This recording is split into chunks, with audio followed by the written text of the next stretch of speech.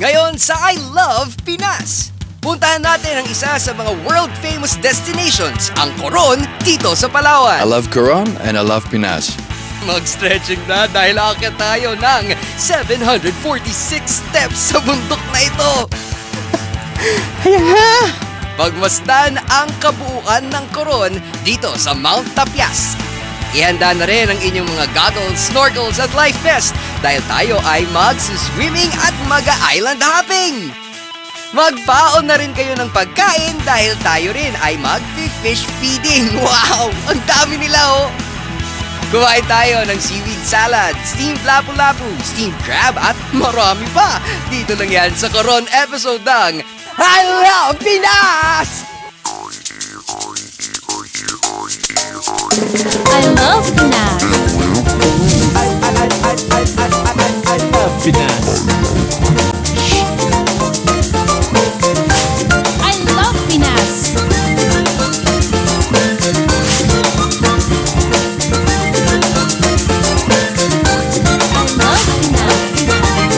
Ako po si Carlo Lorenzo. Mabuhay! I love Pinas. Hay, nakita nyo naman ang napakagandang view na to. Nako, kung hindi nyo pa ito nararating, pues dadalhin ko kayo ngayon dahil iikutin natin ang destination natin kung saan ito ay kinocompose ng bahagi ng Busuanga Island at Coron Island. Ito ang munisipalidad ng Coron. Ang ating destination ay parte ng tinatawag nilang Calamian Group of Islands. Dito kasi sa Palawan, ang Calamian Group of Islands ay ang mga pulupulong bahagi ng Northern Palawan at isa sa mga una nating pupuntahan ay ang Coron. Pero bago tayo makarating sa Coron, kailangan natin ng airplane na maghahatid sa atin papunta doon. Malimit lang ang mga airlines na bumabiyahe papuntang Coron, Palawan. Kaya naman thank God at may Skyjet, we can experience convenient jet service. Skyjet is actually an advocacy of what we want to do for Skyjet products. We want to create a destination which is a renewable, eco-cultural tourism destination type. So we want to be able to serve unserved market or underserved market na may potential for big tourism to come in that can also contribute to the local community. So because we brought in a Skyjet aircraft, which is a jet service, this is the only aircraft that can land in short runways. Isa pa sa mga pinagmamalaki nila ay ang safety ng bawat passenger nila dito sa Skyjet dahil hindi lang basta-basta ang kanilang aircraft. Alam niyo bang pang world class ang kanilang aircraft? Well, the aircraft itself, it's a 4A jet engine. It has a capacity of 94 seats, can carry 3 tons of cargo, and it can take off and land on unpaved runways. It's made by British Aerospace. It is actually the aircraft carrier and the aircraft itself of the British Royal Family. So imagine mo kung meron kang business class plane, then you have a very quiet engine, and it flies like an Airbus. That's the experience that you have. We offer dependability on the aircraft. We offer good service. We want to be able to sell you some sort of a experience, hassle-free travel. And if you would notice our website, we sell mostly on packages. Ang flights na bound to Coron ay tuwing Monday, Wednesday at Friday lang sa Skyjet. Kaya naman make sure na ipabook na ang inyong flights ng mas maaga. Ngayon, hindi na lamang sa Coron ang kanilang destinations dahil meron na rin silang flights going to Batanes at Virac. Meron kami plans for the next 2 routes to open is of course the famous Katiklan, Katarman, and also to Siargao. Skyjet is your airline. We want you to come to our destination, experience the culture of the Filipinos, and I would like to see you in Skyjet's flight. After flying safely with Skyjet, finally narating din natin ang isa sa mga gustong-gusto ko puntaan, ang Coron dito sa Palawan. Sa Busuanga Airport, lumalapag ang eroplano kung pupunta kayo sa Coron. Pero huwag kayo malilito ha, ang bahaging ito ng Busuanga ay sakop ng Coron Municipality. Kasama sa Coron Municipality ang eastern part of Busuanga Island at ang mismong Coron Island. Habang ang Busuanga Municipality naman ay matatagpuan sa western part of Busuanga Island. Ang Coron Island, Busuanga Island, pati na rin ang Culion, Calawit at iba pang isla ay bahagi ng Calamian Group of Islands na tinatawag din Calamianes. Pag sinabing Calamianes Group of Islands, ito yung 4 na munisipyo of Northern Palawan. Busuanga, Coron, Culion, and Linapacan. Well, pag pinag-usapan kasi ang Calamianes, it speaks of diversity kasi may kanya-kanyang highlights per municipality. Mas nakilala ang Coron as wreck diving area sa Philippines. And then later on, ito na yung mga lakes and lagoons and hot springs. Pagdating naman sa Busuanga, ito yung wildlife features niya. Kaya nandun din yung Calawit Wildlife Safari. When it comes to Culion, is the historical part of Calamianes. Pag Linapacan, it represents yung untouched version of the raw version of Coron before. So, kasi maraming pristine islands doon. So kapag pinagsama-sama mo Calamianes Group of Islands, hindi siya about isla lang. May kanya-kanya siyang highlights. At ang mga island na ito ay may katangi-tanging yaman na nakakapagpaakit sa mga turista, hindi lang dito sa Pilipinas, kundi maging mga dayuhan. Island is very beautiful. Yeah, the people is very nice. The seafood is very fresh and not very expensive. I love Coron. I love Pinas. The Coron Island is beautiful. I very like the seafood. Everyone, every people, every food. I like Coron. I like Pinas. Among the Philippines, Coron is one of the original tourist spots in the world. I love the fresh air here very much. Here, the people are very nice. I would recommend my friends they come here. I love Coron. I love Pinas. Ang malaking percentage ng tourism dito sa Coron ay marine-based. Sikat ang Coron sa buong mundo sa shipwreck dive sites at rich underwater marine life na perfect for swimming, snorkeling, and diving.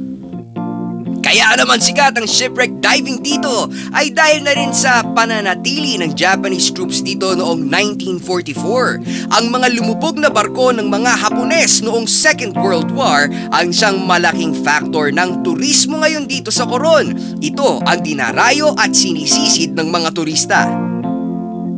Aba, kung hindi nyo pa alam, ang Coron ay kilala bilang Shipwreck Diving Capital of the Philippines dahil more than 10 shipwrecks ang makikita dito. Coron for vacation kasi very serene, maganda, relaxing. Tapos hindi na yung usual beach lang. Madaming mas makikita pa, mas maraming ma-offer pa. We find Coron isa sa mga places na mas virgin pa compared to the other places. I like Coron kasi one, it's peaceful. Second, it's affordable. Third, there's a lot of things to do. Para sa mga adventures, they can do scuba diving. Para sa less adventurous, snorkeling lang, ganon. We love Coron. We love Pinas. Up next, ihanda na rin ang inyong mga goggles at snorkels para sa ating island hopping. Lahat ng yan mamaya sa pagbabalik ng I Love Pinas! I love Pinas. Give them all, give them all. Hi, I'm Rem. Shattered dreams with their hearts and broken dolls. Keep on watching Solemn Sessions, Monday to Saturday, 9:30 p.m. Here on Live TV 33, Kaibigan Mo. And He will turn your sorrows into joy.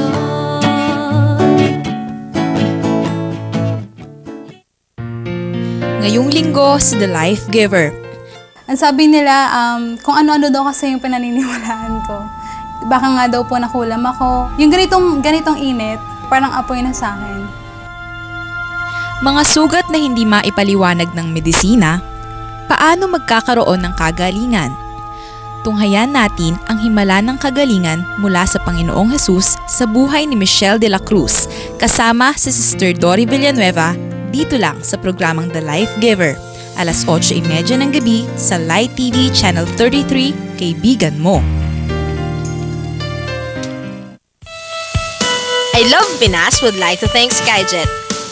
For rates, reservations, and inquiries, you may call 02-823-3087 or 635-4810 or visit www.skyjetair.com. Dream, discover, and explore with Skyjet. I love Pinas.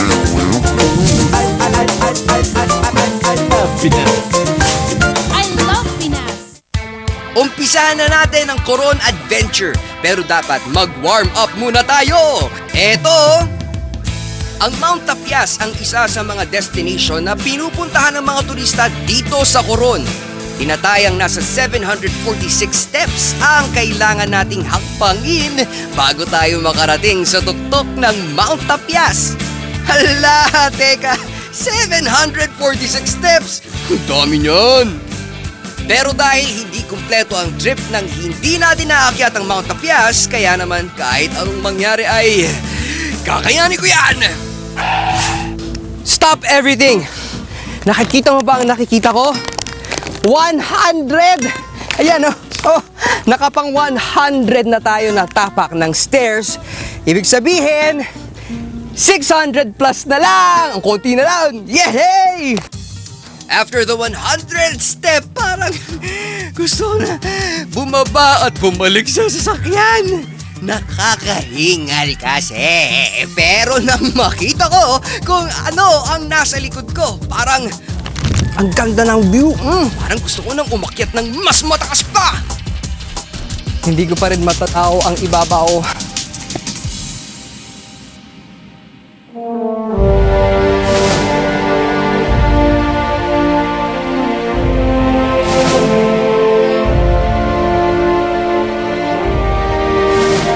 Nalampas na ako ng 200! At lumampas na!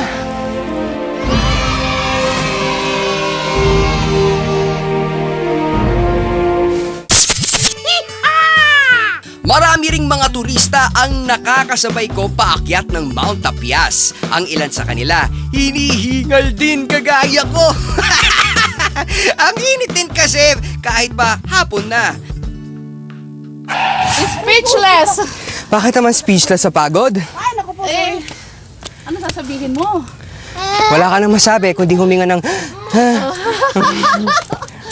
Pero dito ako believe kay Kuya Victor. Biruin nyo, araw-araw umaakit siya dito. Grabe, hindi kaya siya napapagod. Ako, paakyat pa lang, medyo napapagod na ako. What more pa kaya kung itong si Kuya Vic na halos parati niyang ginagawa ang akyat baba dito. Bakit mo to ginagawa regularly? Exercise, sir. Exercise! Anong nararamdaman mo pagka umaakyat ka dito?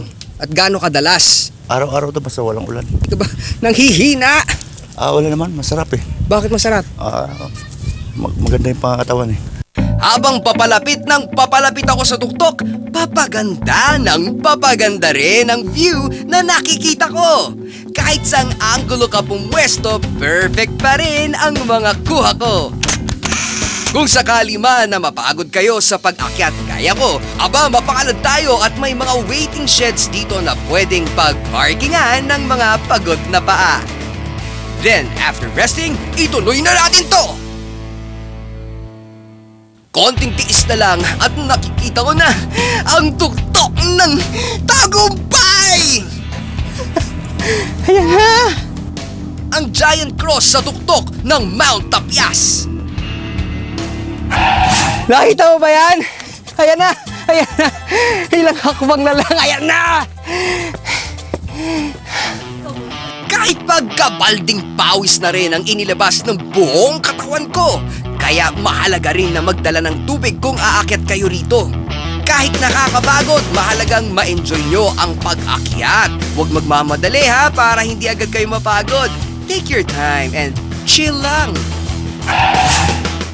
Kung pupunta ka dito at aakyat sa taas ng Mount Tapias, nako, siguraduhin nyo na early morning o kaya ay late afternoon. Wag tanghaling tapat dahil nakakaubos ng lakas kung matindi ang sikat araw. Kasi, nako, ito, kagaya nito, hapon, hindi masyado matindi ang sikat ng araw, kaya 30 minutes naabot na namin, 30 to 45 minutes naabot na namin itong taas. At dito, nako, enjoy kasi confident ako, naka long sleeves ako, hindi ako masa-sunburn. Pwede ka rin maglagay ng sunblock. Pag akyat mo dito, makikita mong panoramic view ng buong Coron. Ang ganda-ganda. Pag nandun ka, makikita mo, ang ganda-ganda ng view. Pag nandito ka naman, pag tumingin ka sa likod, ang ganda rin ng view. Pag nandun, ang ganda rin ng view. At syempre, maganda rin ang view dito dahil sa napakalaking cross. Hindi lang din ako ang namangha sa ganda ng view dito dahil ang mga new friends ko mukhang nag-e-enjoy din sa view. Well, my experience, great hike up the stairs. It was exhilarating. Once you get to the top, the view is just beautiful, and you get to relax, of course. This is my favorite place. I love Coron and I love Pinas. Priceless! Ang ganda ng tanawin. May 360-degree view of Coron dito. Nakaka-wow!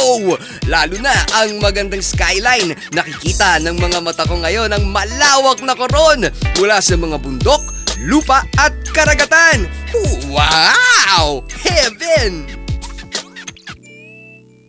Mula rin dito sa taas, tanaw na tanaw namin ang napakalaking Coron Island. Alam nyo ba na ang Coron Island na yan ay puro limestone? Ibig sabihin, binubuo ito ng mga grains ng marine organisms gaya ng corals. Ang galing, di ba? Bukod sa Coron Island, tanaw rin dito ang iba't ibang mga islands and islets sa Coron Bay. Parang ang sarap yata mag-island hopping ah. Kanina sa Mount Tapias, nakita natin ang mga islands dito sa Coron, ba? Hindi naman pwedeng tanaw-tanaw lang, di ba? Siyempre, kailangan natin puntahan yan! Let's go! Para sa unang stop sa ating first day of island hopping, puntahan natin ang Siete Picados Marine Sanctuary. Ano ba ang Siete Picados? Yung Siete Picados, according sa legend, ito yung puro 7 magkakapatid na puro babae. Travel sila dito sa site ng Busuanga. Kaya lang, hindi sila nagpaalam sa parents sila. So, yung pabalik na po sila, hindi na na-expect po may masamang panahon. And then, yung mga 7 magkakapatid na babae, hindi po gano'n nakapag-survive. Tapos nung nawala yung 7 magkakapatid na babae, lumabas naman itong 7 islets. Ayan. So, ang lesson dito, magpaalam sa magulang. Ang Siete Picados ay 7 limestone islets na magkakatabi. Isa itong marine protected area. Ibig sabihin, bawal dito ang kahit anong uri ng pangingisda dahil layunin nila na huwag masira ang natural habitat at ma-preserve ang ganda ng lugar na ito. Ano ba yung mga dahilan kung bakit ang turista ay dapat pumunta sa Siete Picados? Ito yung pinaka-highlights Kasi according sa pwede kayo mag-diving dito. Coral Reef tapos yung isda dito, kaya lang maraming rules na pinagbabawal dito. First, no fish feeding. Kasi sir, kung mag-feed tayo, normally, binabago natin yung natural habitat nila. Pangalawa, bawal mag-anchor kasi masisira yung corals. Pangatlo, use tiginin. Ito po yun. Itutulak mo yung boat aside sa malalim para makapwesto. Suportahan niyo po yung Coron. May explore niyo kung ano yung Siete Picados. Goggles, check! Life vest, check na rin! Pwede na tayong bumaba at i-enjoy ang malinis at refreshing na dagat ng Coron. Suot ang life vest, napaka-importante nito syempre for our safety. May binababa dito na parang ladder. Well, ladder talaga na po pwede mong babaan. Dahan-dahan na, ayan. Oh, dahan-dahan. Papunta na to sa dagat. Eto, kita nyo, isang hakbang pa at nakalublob na ang pako dito sa dagat. Tapos, pwede na tayo mag-swimming. Ingat lang. Kahit marine protected area ito, ay pinapayagan naman ang snorkeling. Pero ang mga fish and other marine life dito ay for your eyes only. Hindi natin pwede hawakan ng mga corals dito. Ito'y para hindi ma-disturb ang natural behavior ng mga isda at para hindi masira ang corals. Para na rin sa safety nyo, kaya no touch. Ang ibang corals kasi dito ay poisonous. Medyo mababaw ang tubig dahil low tide pero okay lang, sulit na sulit naman. Priceless kasi ang mga nakita ko sa ilalim. Mapaiba't ibang kulay ng isda, corals at shells, ang ganda-ganda! Isa sa pinaka-importante na dapat nyo tandaan kung pupunta kayo dito ay, nako ito bawal pasayarin ang paa sa ilalim. Kasi yung mga corals dito, kapag tinamaan ng inyong mga paa, nako, patay agad! Ganun lang, patay agad. And it takes 50 to 100 years para mamuhay at lumaki ang corals. Tapos kung matatapakan mo, ganun lang, wala na. Sayang naman. Ingatan natin ang ating kalikasan para ma-enjoy pa in the future. Kaya kung pupunta ka dito, ingat at ganito lang gawin mo para hindi matapakan ang corals. must ang island hopping sa Coron. Kapag pupunta doon, expect mo na talagang lulublob ka sa salt water. So, nung pagkalublob dun sa Siete Pecados, nagulat ako. Kahit saan ako tumingin, ang daming buhay na makukulay na underwater life. Tsaka siguro, para sa mga interested na pumunta sa Siete Pecados, i-expect nyo na ha, na maraming maganda kayong makikita. Pero, naku, medyo mababaw, kaya ingat na hindi nyo tamaan, lalo na ng mga paa ninyo, yung underwater life, yung mga coral sa ilalim. Sa Mount Tapias, importante na may mga kasama ka. Para sa akin, masarap makipagkwentuhan and take your time. Nung pag-akyat doon, grabe, sobrang tagaktak yung pawis ko, no? Naisip ko, wow, kapag umakyat ka dito, meron kang naranasang hirap, ma-associate mo ngayon dito sa top view. Makikita mo yung buong Coron. Iba nga naman pagka naakit mo nun. Pero syempre yung pag-akyat, di natatapos kasi pagbaba. Akala nyo pag-akyat lang yung mahirap. Pagbaba din kasi minsan nanginginig na yung tuhod mo pagbaba. Oo, nanginginig. Up next, ituloy-tuloy pa natin ang pag-island hopping. Puntaan natin ang dating libingan daw ng mga katutubong tagbanwa. Alamin kung saan ang malaborakay na islang ito at mag-fish feeding. Mamaya na yan sa pagbabalik ng I Love Pinas! I love Pinas.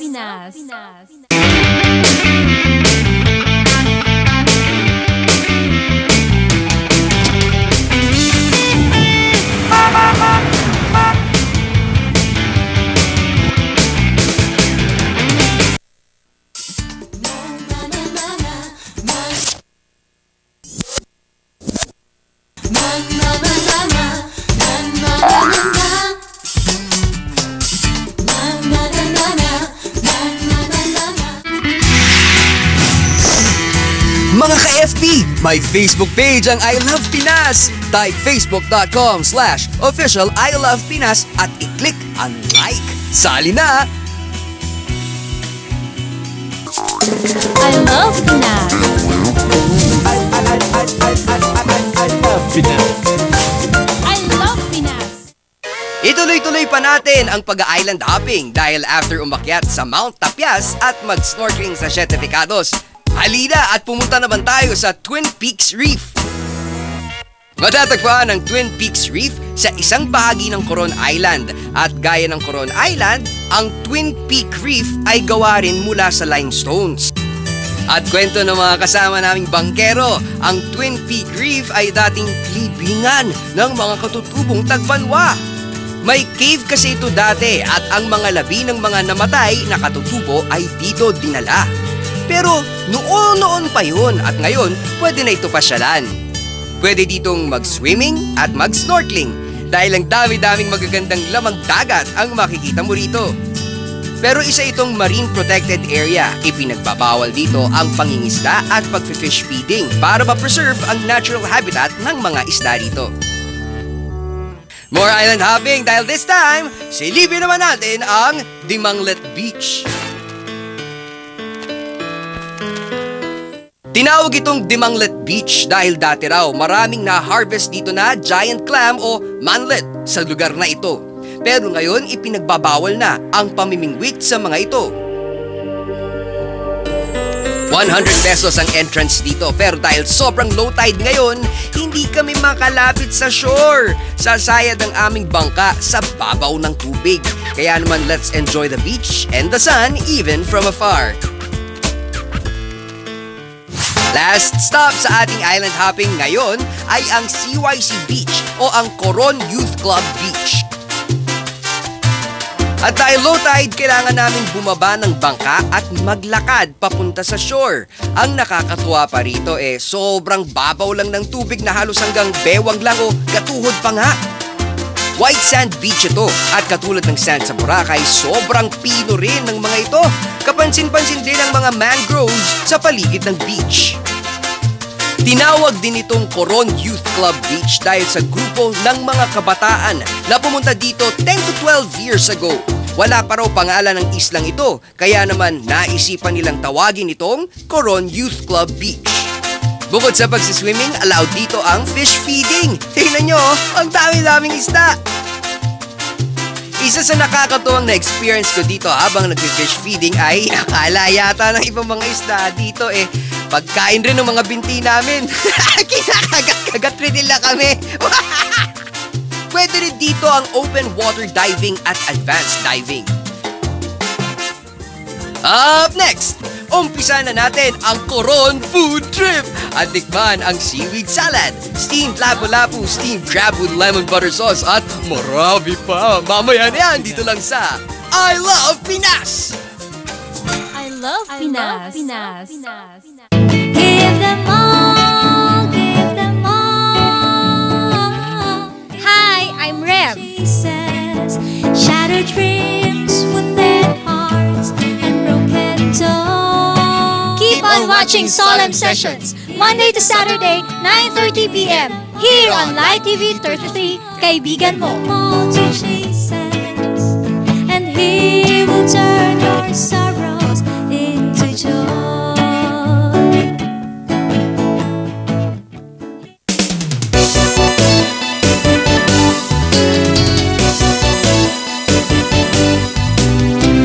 Ang programang patuloy na nanindigan sa katotohanan, katarungan at katwiran.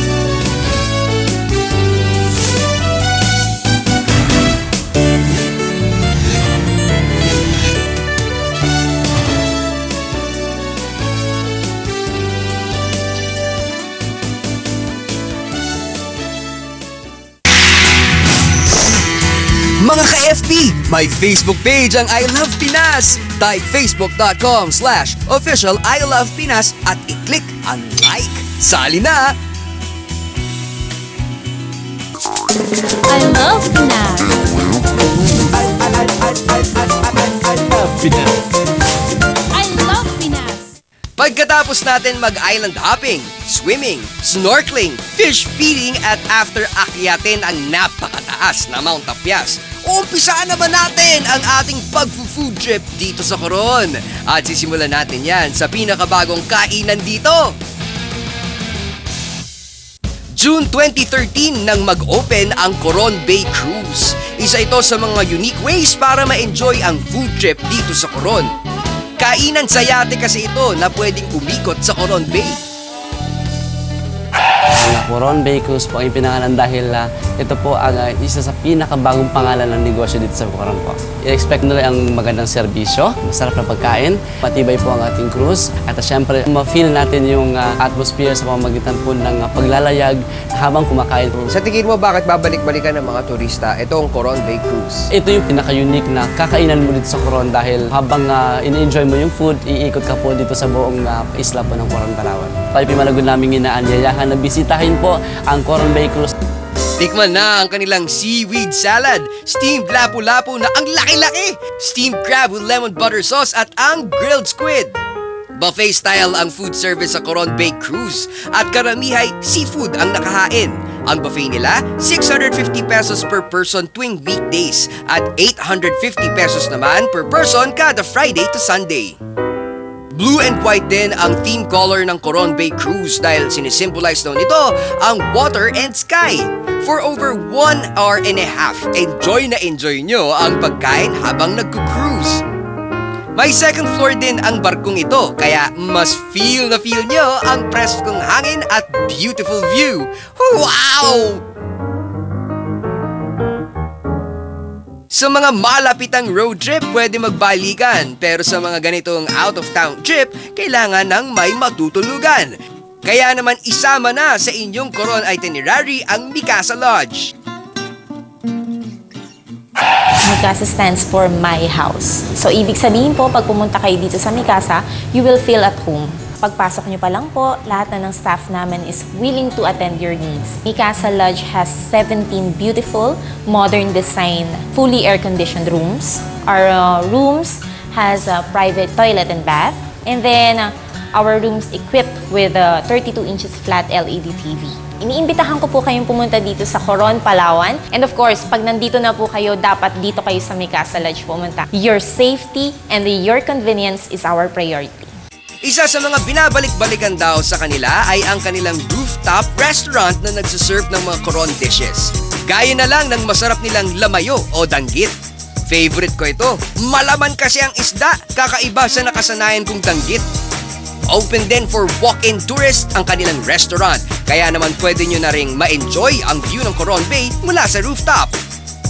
When it comes to service, talagang at home ka rin dito dahil sa very accommodating ang staff nila. Malinis at comfortable din ang rooms dito sa Mikasa. Meron silang mga rooms na very affordable, ranging from 1,700 pesos to 4,500 pesos. At may mga rooms na kayang maka-accommodate up to 7 persons. See, at home ka talaga dito sa Mikasa.